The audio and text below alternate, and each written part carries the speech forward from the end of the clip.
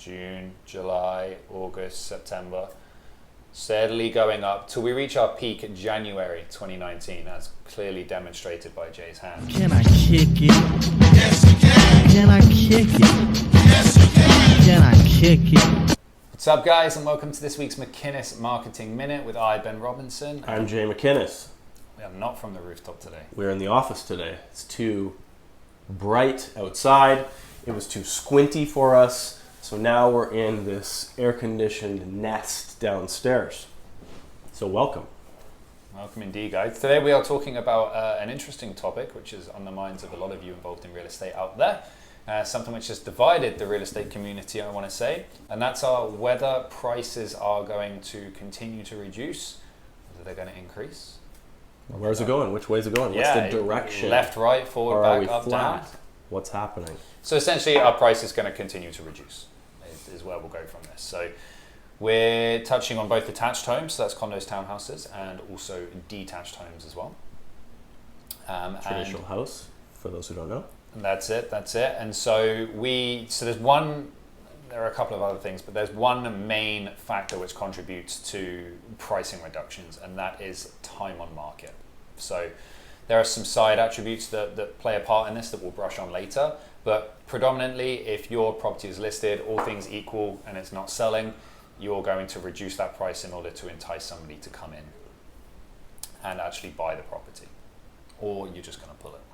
So assuming that you reduce the price, what will typically happen is when this happens across the entire board, you'll see a time on market average increase. So it will go from a lower figure all the way up, and then it will reach a high point. And then usually about a month after that high point, because there's a bit of a lag time, you'll start to see the time on market reduce. And that's, interestingly enough, where you start... At the creation of a peak. Yeah, so after about a month after the peak, that's when you start to see time on market reduce, because obviously the reduced prices will come into effect, which has kind of motivated people to get out there and buy. So we're actually going to be reviewing May 2018 to May 2019, so we're giving you the last 12 months. Just bear in mind when we talk about this, the correction to the market had actually already taken place at this point. It was already a few months into the swing of things, so we're just going from a year just to see the difference in So let's start with attached condos and townhouses. So The average time on market for these two types of homes in May 2018 was 20 days. And then for the detached segment, the average time on market was 38 days. 38 days on market was the average. Yes. Yeah. So remembering, March 2018, the adjustment began, and we're now talking about May. So only a couple months in. Yeah. So 20 days for attached, 34 days for detached.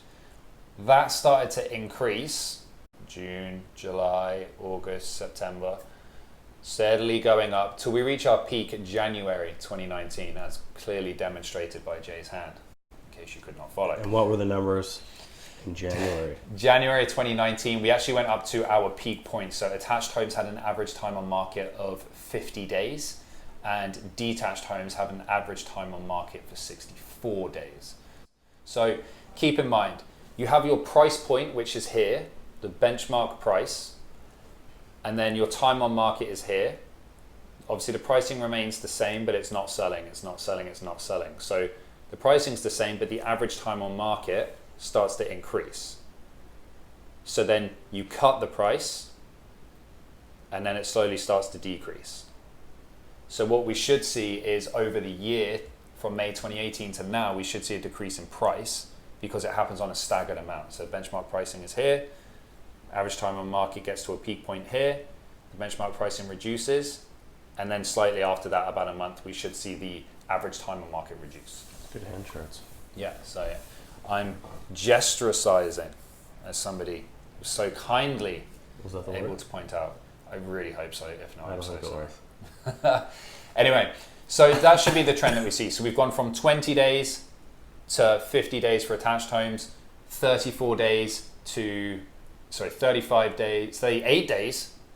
64 days for detached homes. Which hit the peak in January 2019, so 9 months after the adjustment began. Yeah. So from that point, from January 2019, we've actually seen a steady decrease, which I'm sure Jay can demonstrate with his hand. So we started at the peak and then we started to soften off. Yeah, so we've actually seen a reduction in days on market for both the attached and detached homes. And what does that mean? That basically means prices were adjusted and properties started selling again, or just being taken straight off the market. Either way, either two options happened quicker. So we actually are now down to, in May 2019, the average time on market for an attached home is 35 days. So we're actually bang in the middle of that. In the middle of May 2018 and the January peak, we've come back down halfway. Exactly. And then on detached homes, we're still continuously decreasing and we're down to 45 days as an average time on market. So that detached number has steadily been decreasing, but the condo market, the attached market, has been floating. Yeah, it's been... So it's been in the 30s for a few months now. Yeah, so the detached market has had a constant decrease since January 2019, and then we've been hovering around the mid-30s as an average time on market for the attached market, which basically what that says is that we're now at the point where we're at steady. So sellers are being more realistic.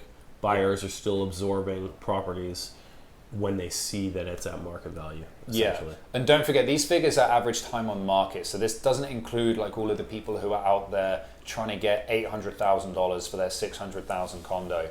Like this is just sales or people with just completely withdrawing their property off the market. So you don't need to worry about those kind of guys. What's interesting though is there are other contributing factors, I think, in my opinion, which led to the increase in time on market. So there was obviously the new implementations of foreign buyers tax increasing, speculation and vacancy tax was in there as well, not to mention it became more difficult to lend with stress tests as well. But now those things become a bit more of the norm and people are expecting them so they can plan for them as well. And a lot of that too, when those things were all implemented, as typically happens, people put the brakes on and say, let's just wait and see what happens with these changes. So I think a lot of the stuff that we're seeing people hanging on for, it's a matter of they intended to get in and now some changes have taken place and they're watching, sitting back, saying, okay, I'm just going to watch for a little bit, 30, 60, 90 days and see if things adjust. Is my confidence still where it was in the market, or is that going to change? Yeah, and so then on the attached side of things, you also have additional pressure from detached homes, because obviously if you can purchase a home, like a detached home, a house for in a similar price range as you can for the condo, the likelihood is you're always going to pick the detached house option for a variety of reasons.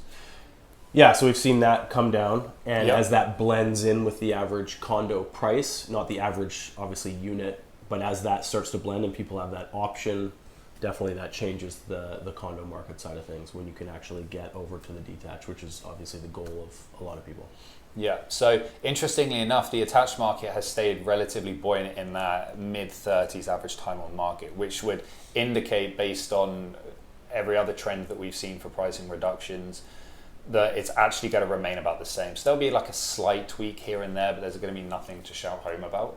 The detached homes are still decreasing, so they've not been hovering around the same sort of number. They're actually on the down from January, and they still keep going down to this point. So it looks like things are going to be a little bit more buoyant in the market, if you will. So really what we should see, comparing May 2018 now to May 2019, is we actually should see a reduction in benchmark pricing, because don't forget, the pricing stays here as the time on market increases, and then in order to get product to move again, the benchmark pricing should decrease. So on average, our benchmark pricing for May 2018 for attached homes was $780,600, and for May 2019 was 721,800. So that's a decrease of 7.53%. So don't forget as well, this is May 2018 to May 2019. So the correction has actually already started to take effect. This is just the last year. So then on detached homes, when we look at the same as well, the average benchmark price in May 2018 was 1.608, I believe. Yeah, and that is now 1.421 million. Okay, so that's a decrease of 11.57%. So you can see that the property values have decreased, which is essentially already decreased, which made obviously the decrease in time on market, which is why things are essentially moving now. So kind of like we always say, everyone has their own inklings as to what's going to happen with the market and why. We're not out here pretending to be economists. We just speak on our subject of expertise, which is the real estate. You may be looking at inverted yield curves and whatnot in order to make your judgment, and if you want to, that's fine. If you're looking to still hold out and now's not the right time for you and you want to wait for pricing to decrease, that's one of the things to look for. Look for average time on market. If you start seeing it increase, then the likelihood is that at some point it's actually going to come down, and obviously you can keep an eye on that and make the decision that's right for you. But that is us for this week. Thank you guys. Please do reach out with any questions and queries. We love you and we're happy to answer any questions. Please do send us a message, like us on Instagram, Facebook, and all the social media accounts. Yeah, we'd love to carry on the conversation on topics you're interested in, as we have been. So thank you. See you later. Bye, guys. Can I kick it? Yes, you can. Can I kick it? Yes, you can. Can I kick it?